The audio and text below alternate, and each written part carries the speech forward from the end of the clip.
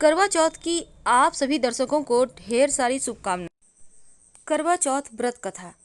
एक बार गणेश जी एक छोटे बालक के रूप में चिमटी में चावल और चमचे में दूध लेकर निकले।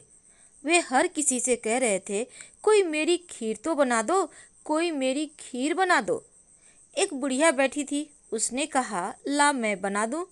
वह छोटा सा बर्तन चढ़ाने लगी। तब गणेश जी कहते हैं कि दादी माँ, छोटी सी भगोनी मत चढ़ाओ, तुम्हारे घर में जो सबसे बड़ा चरु हो वही चढ़ा दो। बुढ़िया ने वही चढ़ा दिया। अब वह देखती रह गई कि वह तो पूरा भर गया है। गणेश जी ने कहा, दादी माँ, मैं नहा कर आता हूँ। खीर तैयार हो गई तो बुढ़िया के पोते पोती खीर खाने के लिए रोने लगे। तब बुढ़िया ने कहा कि गणेश जी आपके भोग लगना, कहकर चूल्हे में थोड़ी सी खीर डाली और कटोरे भर भर कर बच्चों को दे दी। पड़ोसन ऊपर से देख रही थी तो बुढ़िया ने सोचा यह चुगली खा देगी, सो कटोरा भरकर उसे भी पकड़ा दी। अब बेटी की बहू ने चुपके से एक कटोरा खीर खाई और कटोरा चक्की के नीचे छुपा दिया। अब भी गणेश जी नहीं आए तो बुढ़िया को बहुत भूख लग रही थी। एक कटोरा खीर का भरकर किवाड़ के पीछे बैठकर एक बार फिर कहा, जय गणेश जी, आपके भोग लगना, और खाना शुरू कर दिया।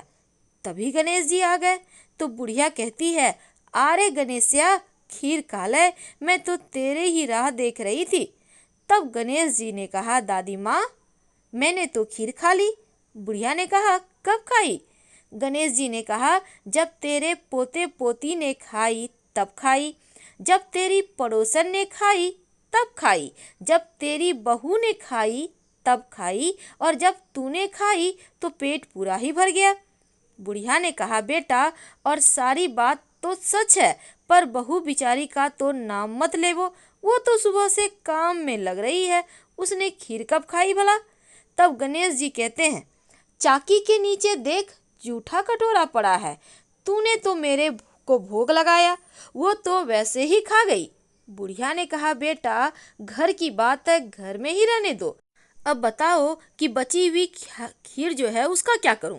तब गणेश जी कहते हैं, नगरी में जिमा दे। लोगों को न्योता दिया तो सब लोग हंसने लगे और बोले, कल तक तो खाने का पता नहीं था, आज नगरी जिमाएगी। फिर भी लोग आए और ठाठ से जिमे। नगरी जिमा दी, तब भी चरु पूरा ही भरा था। राजा को पता लगा तो बुढ़िया को बुलाया और कहा, क्यों बुढ़िया, ऐसा चरु तेरे घर अच्छा लगे या हमारे घर? बुढ़िया ने कहा कि राजा जी आप ले लो। राजा जी ने खीर का चरु महल में मंगा लिया। लाते ही खीर में कीड़े मकोड़े बिच्छू कंसले हो गए और दुर्गंध आने लगी। तो राजा जी ने कहा, बुढ़िया, चरु वापस ले जा, जा, तुझे हमने दिया। बुढ़िया ने कहा, राजा जी आप देते तो पहले भी कभी देते थे, पर चरा तो मेरे गणेश जी ने दिया है। बुढ़िया ने चरा वापस लिया, लेते ही सुगंधित खीर हो गई।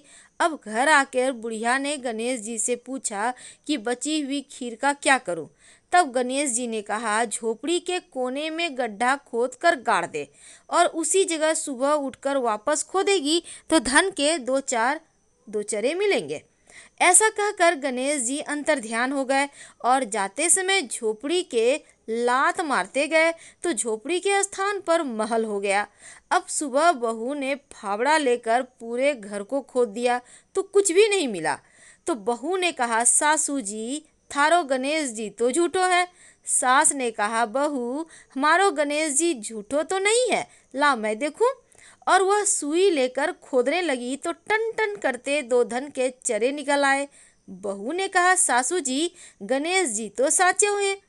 सास ने कहा, गणेश जी तो भावना के भूखे हैं। हे गणेश जी, जैसा तुमने बुढ़िया को दिया वैसे ही सबको देना, और कहानी कहने वाले, हुंकारा भरने वाले, कहानी सुनने वाले सबको देना। हर हर महा